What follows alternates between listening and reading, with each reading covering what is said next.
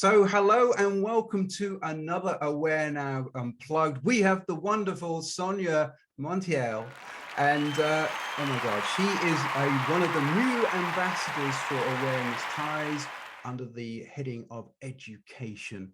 Now, I've known Sonja for a little while beforehand, and she is an absolute scream and really brings the energy. So we're going to have so much fun today. Let me just walk you through some of her little accomplishments. I don't want to, this could go on for a long while if I listed them all. So she had her first article in the Origin edition, which was Homework, Learning in Nighttime Achievement. Now, trust me, if you have a parent who's scared of homework, this is a very good read. So really, really good article. Excited to see what's coming. Also an independent college consultant, been doing in that field for 21 years, so she knows a few things, and also a co-founder of Decided Heart Effect with the wonderful Hillary.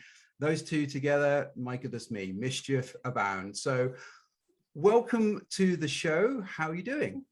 Oh, thank you, Paul. I am doing so great. We got to play a little bit before recording, and again, you energized me, just your presence. So I am feeling fantastic. Oh, fantastic. That's what we like on AwareNow.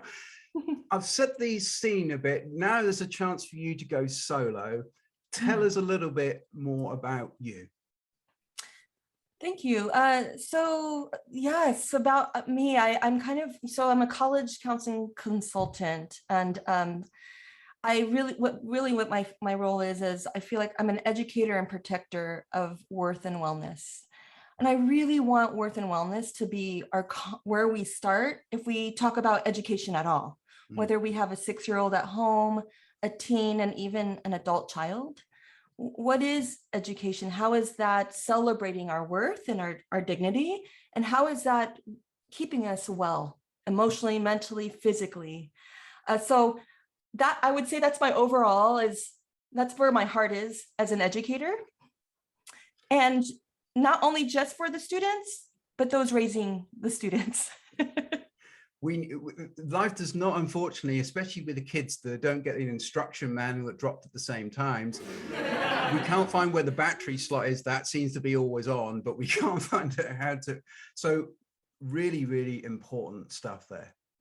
Well, and I'm just going to say, so I have a 21-year-old and a 13-year-old. And so there are these many, there's a lot of, there used to be books, but now there's like online sites and apps. And there was no chapter on homework night. Like I was like, where's homework night? Where's homework? This is getting really hard. Oh no, you're just talking about the best bottle to give, or, and so, these are where conversations are really needed amongst parents, not just parents, but just humans. How do we raise our young generation to thrive and be well? And so, yeah, that's where I'm coming from. Those are my roots. Beautiful. And education is not just a little word. It's an everyday thing. Most people think you stop learning when you come out of school. That is not the case. Let's have some fun now. We're going to go into what we call the unplug section. So I'm going to put these down. I'm going to bring in my special. Now, if you've seen one of the shows before, you know that this is the random round.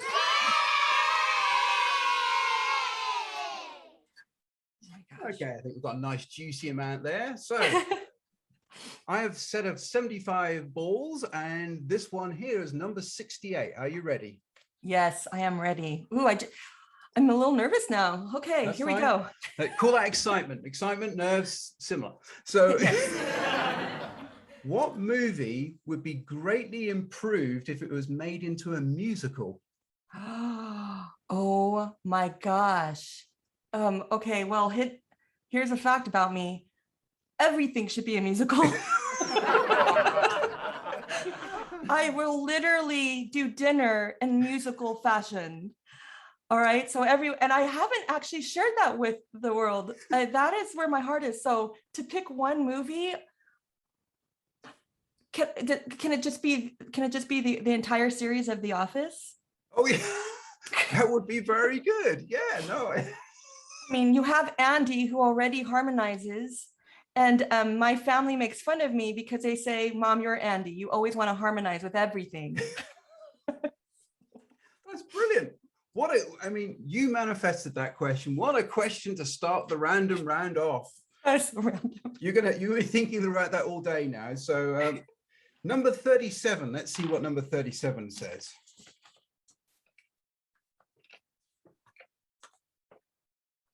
Okay. What is your dream destination and why? I feel like these questions are coming to me so for a very particular purpose. It's Spain. And I have dreamt about going to Spain for decades. And just recently, my husband and I have decided that we will be going to Spain next year. So it's so interesting that you asked that. And my husband and I have never taken an international trip together. He was in the Navy doing international. I did my solo trips, but never together. Now, what anchors me to Spain is flamenco.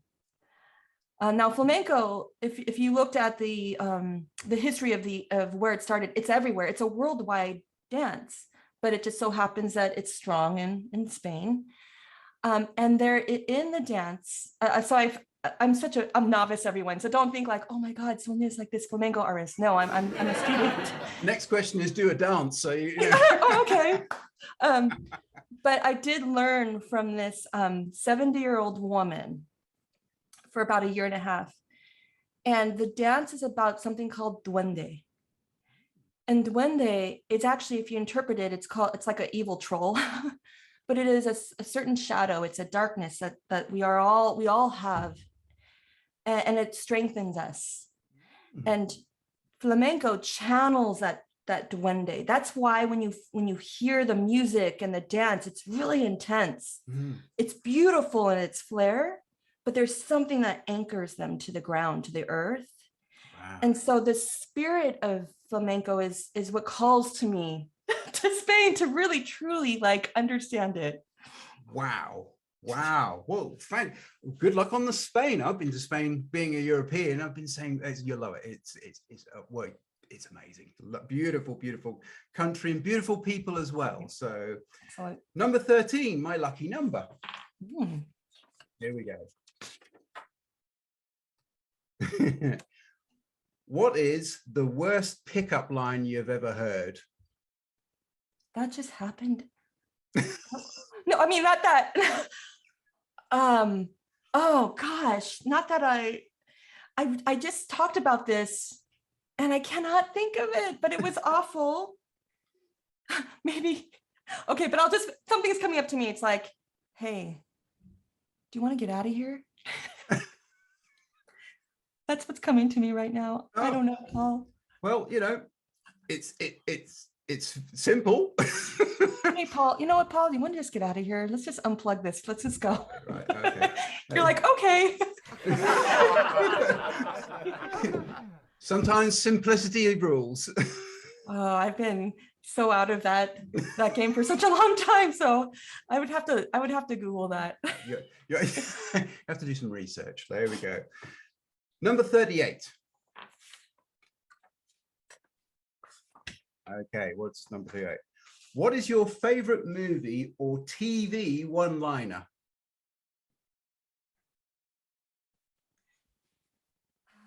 The one that's coming to mind is You Had Me at Hello. Oh.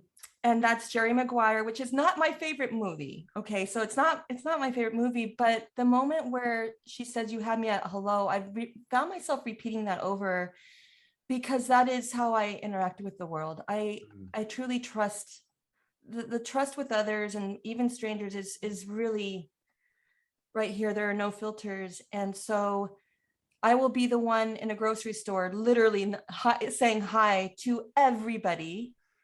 I want eye contact. I just want that connection. And so it really is, You Had Me at Hello. I think that's a wonderful explanation and also an absolute bomb of a line. So that's great. Okay. Number 23. Let's see what number 23's got in store for you. What is your guilty pleasure? My family's yelling at me right now. Put that chocolate down, Mom. You had too much. You know, the first thing that popped into my head when I read that was chocolate. So, but it's a problem. It really is. It's not like Sonja. Everybody loves. I mean, like so many people like chocolate. You deserve to have your piece of chocolate. But I am like the Gollum in Lord of the Rings. In a corner, and I'm really caressing it, and it's all mine, and I'm usually a sharer with everything else, but we know what to get you for Christmas as we're in the Christmas season. Just chocolate. Don't ask me to share because it's not happening. Yeah, chocolate with your name on it, because we know it's not going to be shared. So that's awesome. If you want to get a present which actually Sonja's really going to appreciate. So number 12. When was the last time you felt really proud of yourself? Just recently, when I was invited to be ambassador for AwareNow. And it just it cheers me. It's emotional for me. So I felt like after that conversation with Ali, and I felt like, Sonja, you're doing what you've always wanted to do. Wonderful answer. Wonderful answer. I can see that the sort of, hang on a minute, hang on, here we go, look, here we go. People that, you know, just reach through, grab one from the screen. It's going to be good. Last random question. We could go on like that for a long while, but last random question, number 34. So here we go.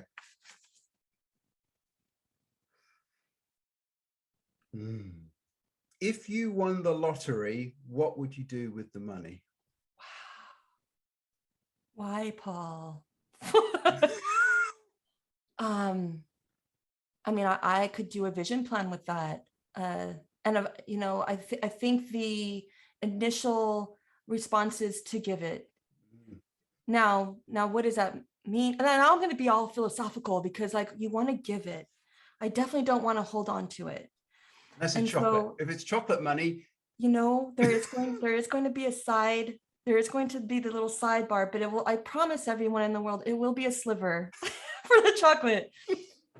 But it is about the providing, you know, like for the family, and then a cause, you know.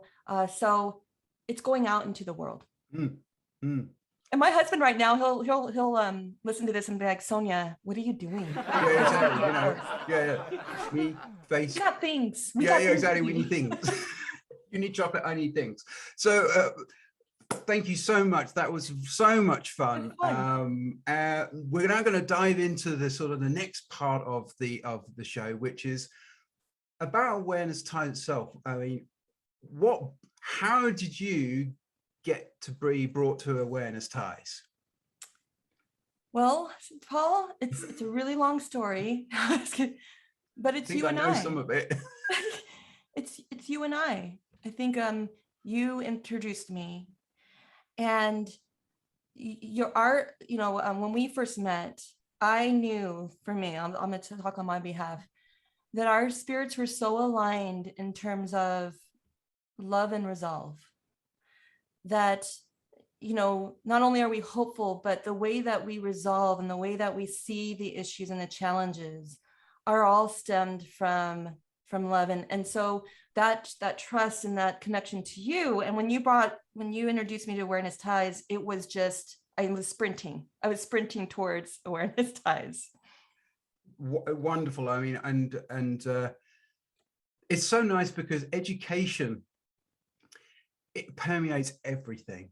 It's a global thing. So the fact that you are representing that, and you've had so much experience, and it's also your passion. It's not just work for you. It's you, isn't it? It is. One of the things I'm so concerned about is that we've over commercialized, I think commercialize is the right word, this notion of education. So I think for many of us, and you know, we forgot what it really is.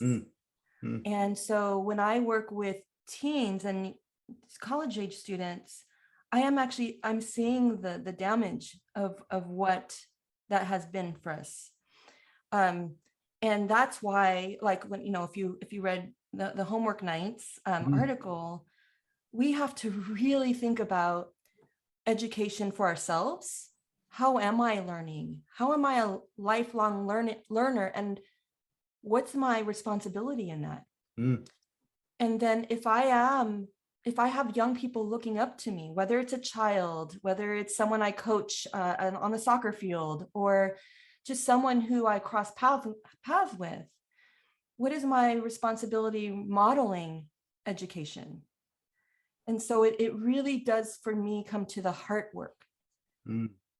Because we are, and when we say society, it's my society in the United States, and also other parts of the country, we're creating robotic achievers, and that's not healthy for those individuals, but it's not healthy for society. So, and that concerns me when I get older. Yeah. So.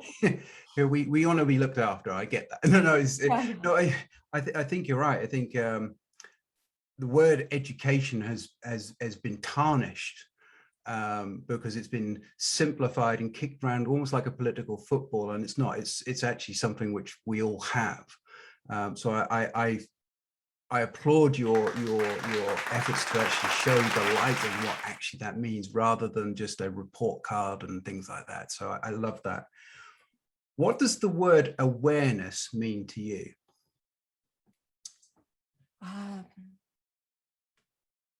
It's love with eyes open. Oh, I love that. Yeah, Love that. So an awareness is that I must, and we can easily throw around like, oh yeah, I could be aware. I'm aware, especially the teens, like, I'm so aware of but are you really? So it's like, let's lean. So the awareness to me is a leaning into.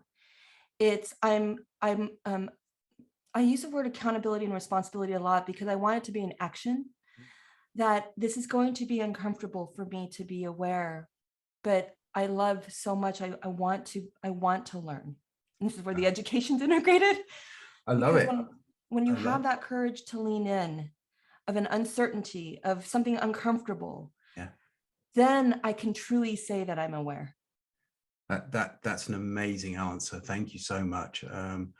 Love awareness and love with the eyes open. I love that. That's amazing. I have to write that down.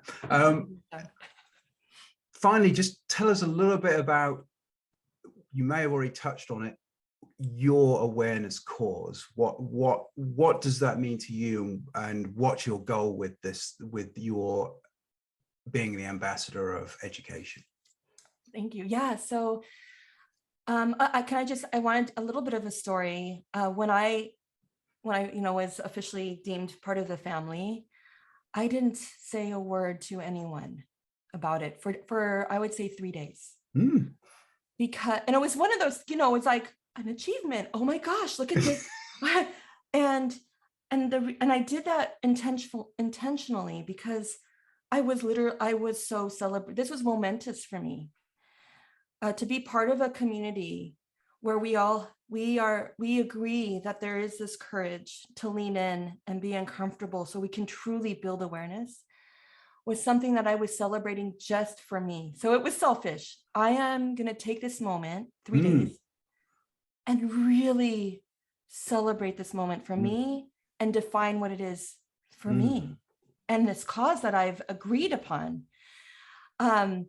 Because the couple days was, what is my responsibility being an ambassador to this? And what it's come down to, and I'm going to be constantly evolving in it, because our conversations with one another, what I hear from others through our articles, or it might be another cause that's absolutely integrated, will elevate how I think about the role. I'll say for right now, it truly is the awakening of what to dishevel everything we know about education. Like, oh, let's just let's just grind it up a little bit and start from the very ground, the very earth of what this is.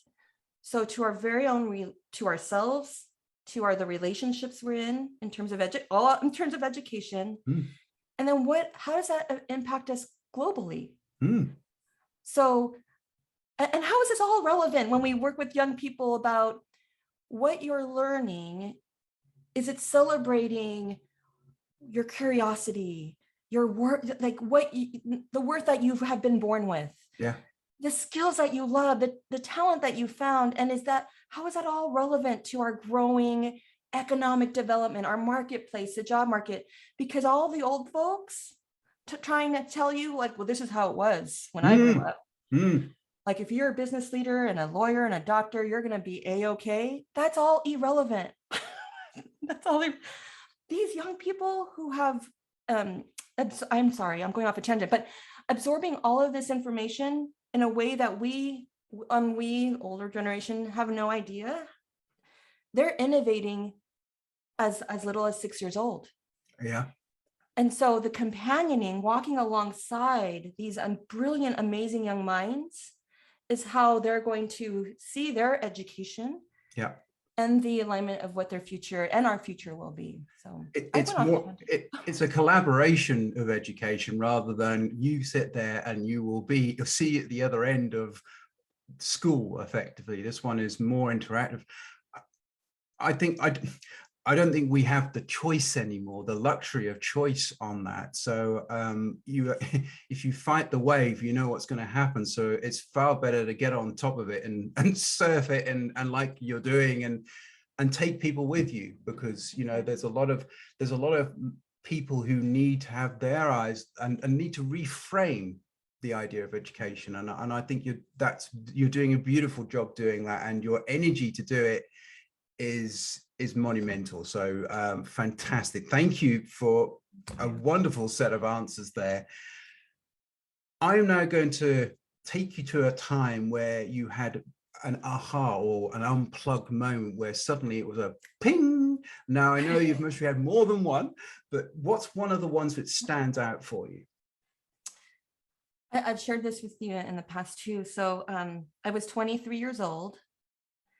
And I was definitely raised like, immigrant parents, first generation college student, which is ironic, right? And when at 23 was the first time I had this aha moment. It was static line sky jumping. Now they don't do that anymore. I guess it's illegal.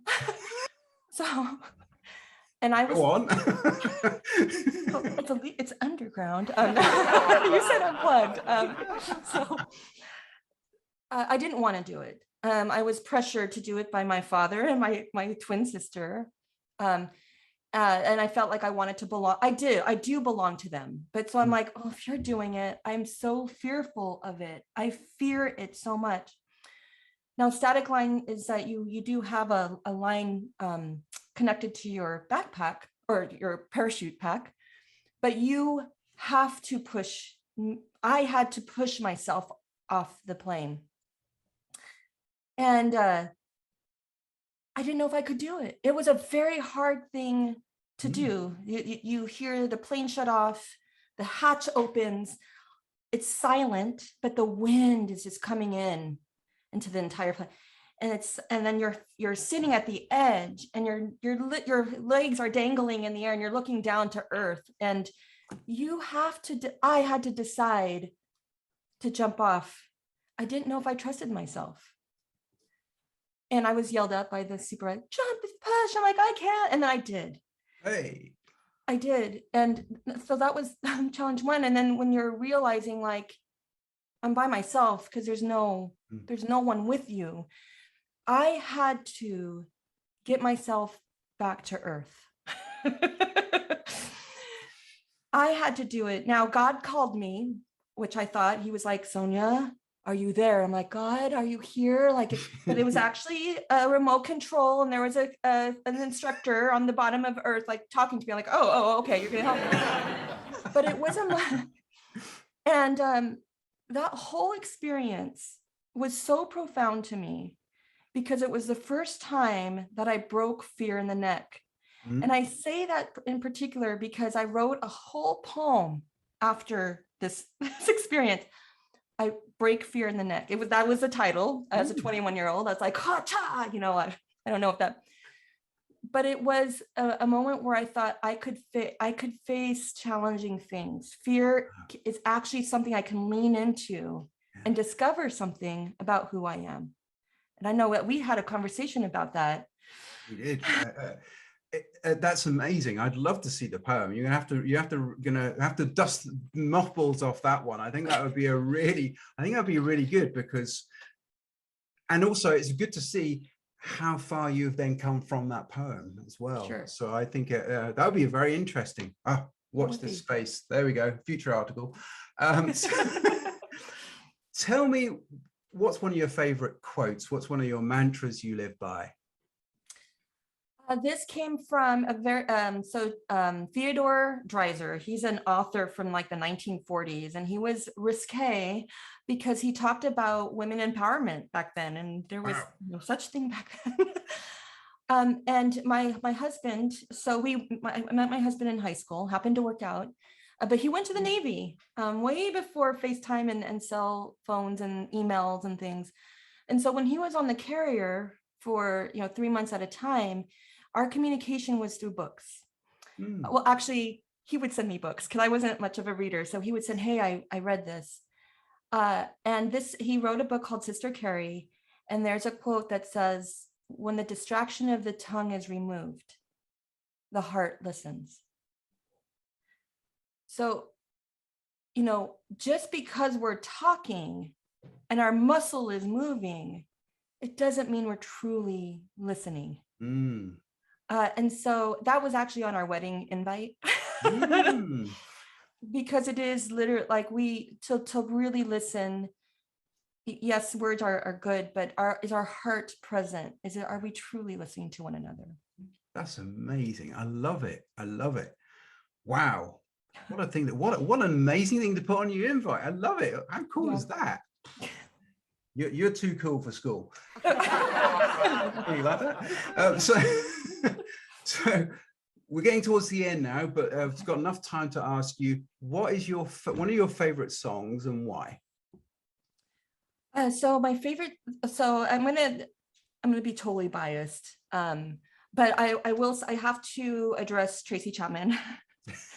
Oh, she's so good.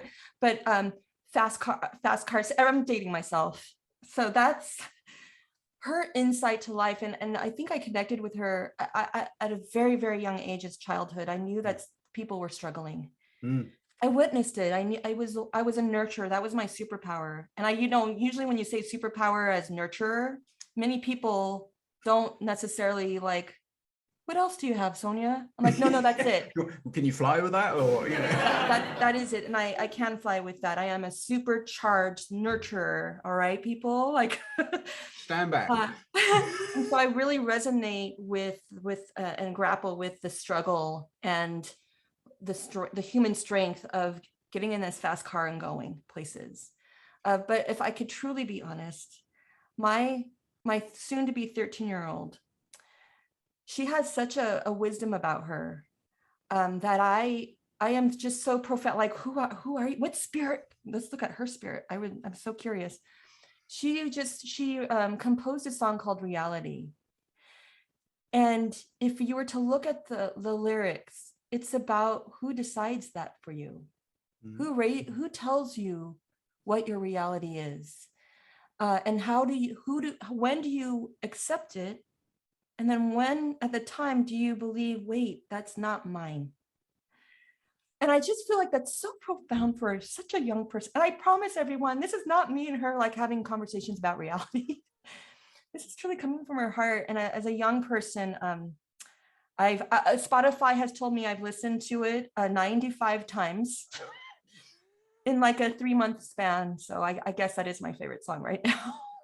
That's wonderful. Both songs are wonderful, but especially, and I've seen on Instagram your daughter and her music and standing up and playing, and she's got a beautiful voice. that's somebody to watch for in the future, because I can see. Let me look into my. I've got a black crystal ball, but I see great things. Well, can I just say too, she was asked in an interview, like, oh, do you want to like be famous? And she's like, no, I don't want people. I want people to connect to my music because they connect to the intent of my words, not because it's the most popular thing out there. And I'm just like, so it's her love language. It's a love language for her, and the lyrics she writes, it is truly from her heart. And you know, Tracy, let's just talk, like we can parallel that, but those are the artists that speak to me. You know, it comes from the heart.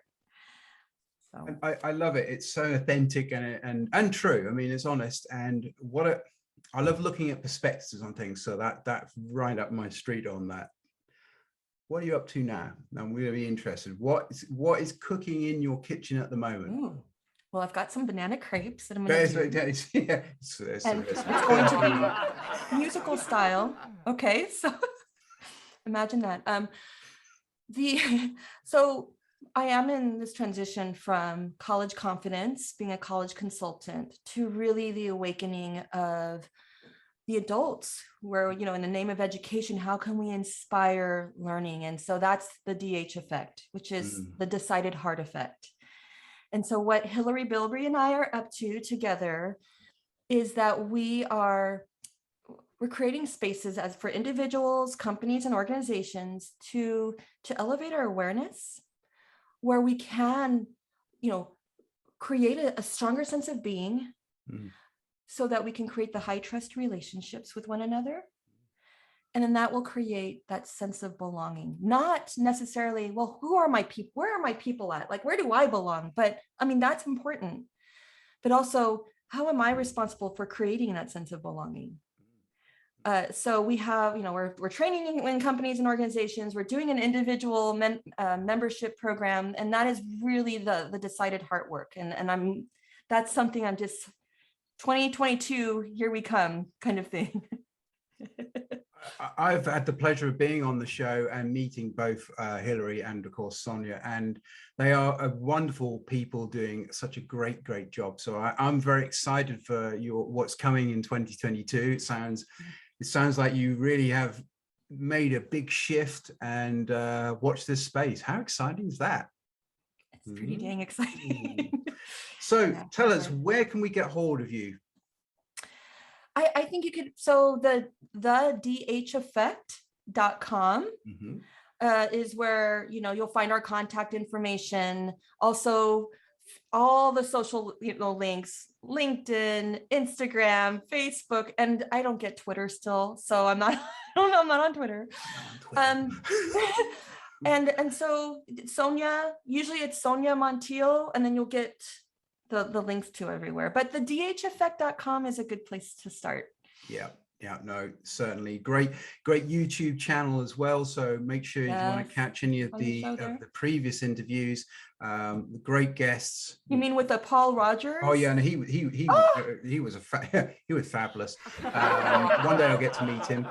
And so thank you so much for being such a wonderful guest on Unplugged. Did you have fun? Oh my gosh, I'm like, more. Let's do a marathon or a filibuster kind of thing. Yes. We'll have to get a couple of bigger machines. I want all the balls. All the balls. Well, look, thank you very much for giving us your insight, your passion, and you know, 2022 is a very exciting year for you. I can feel some really good things. So watch this space, everyone. If you've been inspired by Sonja and want to find out more about Sonja, Hillary, and the DH Effect, please just dive into the social media.